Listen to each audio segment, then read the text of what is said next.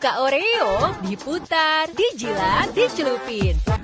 Assalamualaikum warahmatullahi wabarakatuh. Perkenalkan, nama saya Amelia Amanda dari kelas BD0122, ingin menjelaskan apa sih yang ada di pelanggaran etika bisnis pada PT Nabisco atau Oreo. Jadi gini teman-teman, pasti teman-teman udah gak asing ya dari kejadian 2 tahun yang lalu. Jadi kejadian itu dijilat, diputar, lalu dicelupin. Nah, itulah sepenggalan kata yang selalu masyarakat dengar dari salah satu perusahaan biskuit ternama Kraft Indonesia, Oreo, sekitar 2 tahun yang lampau. Nah, brand image yang dengan yel-yel yang mudah dicerna seperti kasus ini sangat melekat kepada anak-anak. Segmentasi PT Nabisco mengatakan tak ada satupun orang yang tidak menyayangi anaknya. Nah, ini merupakan ungkapan yang tepat bagi orang tua yang mempunyai anak-anak, terlebih anak yang berusia masih kecil. Nah, kekhawatiran orang tua ini menjadi berudak sebab sukanya biskuit Oreo yang merupakan biskuit favorit anak-anak, mengandung bahan melamin. Nah, hal ini berlangsung lama di dunia perbisnisan sehingga tingkat penjualannya menurun drastis banget. Nah, BPOM Dinas Kesehatan mengatakan bahwa Oreo produksi luar negeri itu mengandung melamin dan tidak layak untuk dikonsumsi karena berbahaya bagi kesehatan, maka harus ditarik dari peredarannya. Nah, hal ini berlangsung lama di dunia perbisnisan sehingga tingkat penjualannya menurun drastis. BPOM Dinas Kesehatan mengatakan bahwa produksi Oreo di luar negeri itu mengandung melamin dan tidak layak untuk dikonsumsi karena bahaya bagi kesehatan, maka harus ditarik dari peredarannya. Pembersihan nama Oreo pun sebagai biskuit berbahaya cukup menguras tenaga bagi public relation PT Nabisco.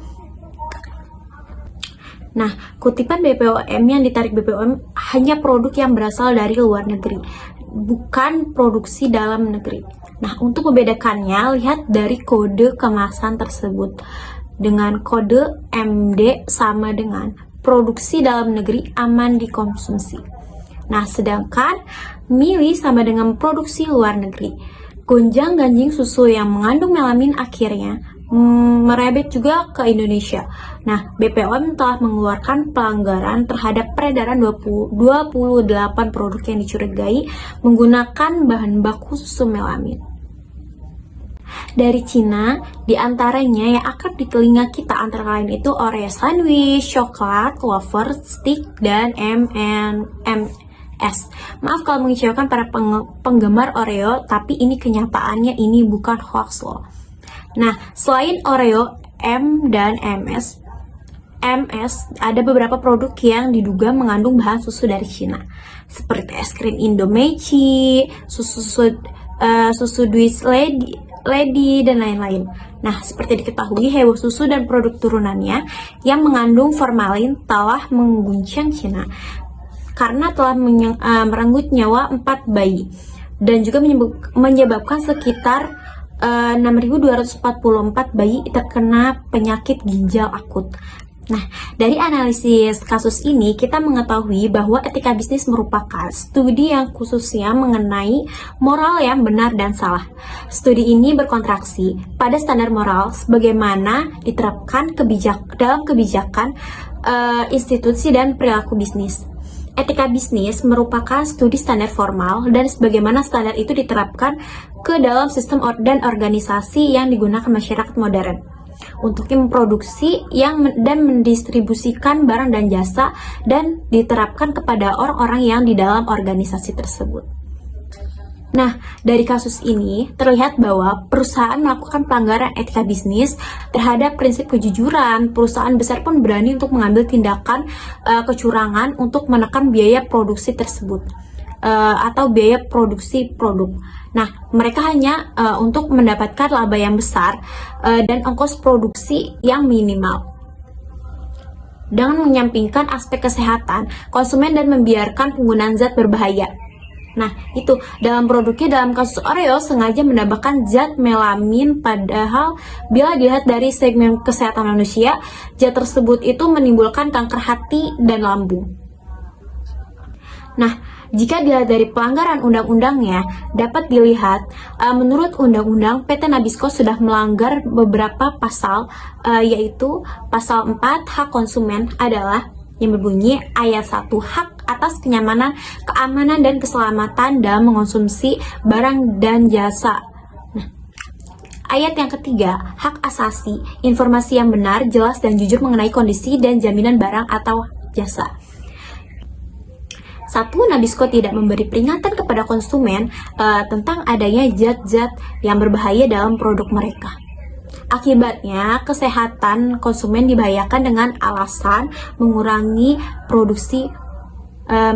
biaya produksi Oreo. Pasal 7, kewajiban pelaku usaha. Nah, yang kedua, ada ayat 2 memberikan informasi yang benar, jelas, dan jujur mengenai kondisi dan jaminan barang atau jasa serta memberi penjelasan penggunaan, perbaikan, dan pemeliharaan. Pasal 8 ayat 1. Pelaku usaha dilarang memproduksi atau memperdagangkan barang atau jasa yang tidak memenuhi atau tidak sesuai dengan standar yang dipersyaratkan dan ketentuan peraturan perundang-undang. Nah, ayat keempat, pelaku usaha yang melakukan pelanggaran pada ayat 1 dan ayat 2 dilarang memperdagangkan barang atau jasa tersebut serta wajib menariknya dari peredaran.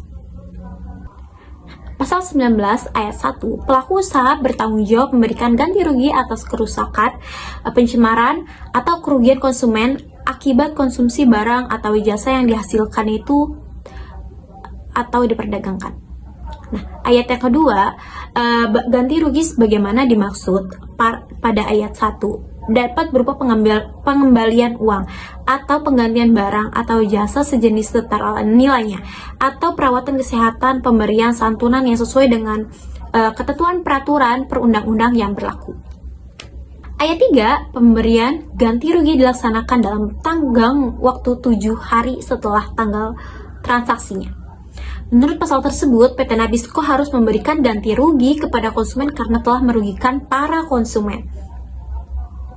Nah, tanggapannya gimana teman-teman? Tanggapannya, PT Nabisco itu sudah melakukan perbuatan yang sangat merugikan dengan memasukkan zat yang berbahaya pada produk yang berdampak buruk pada konsumen yang menggunakan produk mereka. Salah satu sumber mengatakan bahwa meskipun perusahaan sudah melakukan permintaan maaf dan berjanji menarik produknya, namun permintaan maaf itu hanyalah sebuah klise dan penarikan produk tersebut tidak dilakukan secara sungguh-sungguh karena produk tersebut masih ada di pasaran.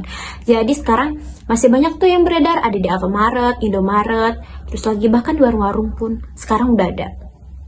Lalu ada pelanggaran prinsip etika bisnis yang dilakukan oleh PT Nabisco, yaitu prinsip kejujuran di mana perusahaan itu tidak memberikan peringatan kepada konsumennya mengenai kandungan yang ada pada produk mereka yang sangat berbahaya untuk kesehatan, dan perusahaan juga tidak memberitahu gitu.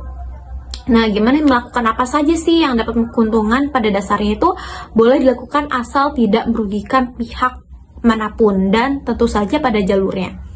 Di sini perusahaan itu seharusnya lebih mementingkan keselamatan konsumen yang menggunakan produk itu, karena dengan meletakkan keselamatan konsumen di atas kepentingan perusahaan, maka perusahaan itu sendiri yang akan mendapatkan keuntungan yang lebih besar karena kepercayaan atau loyalitas konsumen itu terhadap produk itu sendiri. Nah, gimana teman-teman dari kasus tersebut? Nah, saya ada saran nih, kalau teman-teman punya saran, boleh ya kasih saran. Kalau menurut saya sarannya, jadi kita tuh ada beberapa langkah untuk memperbaiki situasi dan mengurangi risiko pelanggaran tersebut. Nah, gimana? Yang pertama, itu pengembangan dan penerapan prinsip-prinsip etika, yaitu perusahaan harus membuat dan menyebarkan prinsip-prinsip etika yang jelas, membantu mengarahkan keputusan bisnis yang bersifat etis. Yang kedua, pengawasan intern. PT Nabisco itu harus memiliki sistem pengawasan yang kuat dan terwujud untuk mengidentifikasi dan mengatasi pelanggaran etika sebelum mereka menjadi masalah yang lebih besar. Nah, yang ketiga, komunikasinya terbuka. Perusahaan itu harus mempromosikan komunikasi terbuka dan transparansi antara manajemen, karyawan, dan pihak lainnya berhubungan dengan perusahaan. Ini memungkinkan karyawan itu untuk memberikan maklum balas dan mengajukan laporan etika tanpa timbul rasa takut atau resiko kerja. Nah, yang keempat, ada pembelajaran dan pengembangan. PT Nabisco itu harus memperkuat kemampuan karyawannya dalam pengembalian keputusan etis dan memperkenalkan program pembelajaran yang memfokuskan pada aspek etika di dalam bisnis. Nah, yang kelima, ada kerjasama dengan Badan Pertahanan Hak Karyawan. Nah, perusahaan itu harus bekerjasama dengan Badan Pertahanan Hak Karyawan untuk memastikan bahwa karyawan di PT Nabisco dihormati dan dijaga dari pelanggaran hak mereka. Lalu yang keenam, ada peningkatan responsibilitas sosial. Nah, PT Nabisco itu dapat meningkatkan responsibilitas sosial dengan memperhatikan dampak bisnis terhadap masyarakat di lingkungan dan mengambil tindakan untuk memperbaiki situasi yang tidak etis atau berbahaya. Nah, dengan mengambil langkah-langkah ini, PT Nabisco itu dapat mengurangi resiko pelanggaran etika bisnis atau dan memperbaiki reputasi perusahaan sebagaimana pemimpin yang bertanggung jawab dan etis di industri makanan. Gitu teman-teman. Gimana teman-teman setelah mengetahui bahwa PT Nabisco ini melanggar peraturan, melanggar etika bisnisnya itu yang benar-benar membahayakan diri kita dan orang lain juga, bahkan anak-anak remaja gitu kan, karena mengandung zat-zat yang berbahaya. Gimana teman-teman? Apakah harus dihapus? Apakah harus tetap dilanjutin? Karena sekarang juga bahkan masih banyak yang beredar di Hypermart, Indomaret, bahkan sekarang warung-warung terkecil pun udah ada yang namanya itu biskuit Oreo. Nah, gimana? Apakah masih teman-teman di rumah masih mau makan? Gimana? Itulah pembahasan kasus etika bisnis pada pelanggaran PT Nabisco. Saya Amelia Amanda pamit undur diri. Wassalamualaikum warahmatullahi wabarakatuh. Aku bosan. Aku juga. Ayo main. Yeay, aku menang. Beli Oreo Playpack sekarang.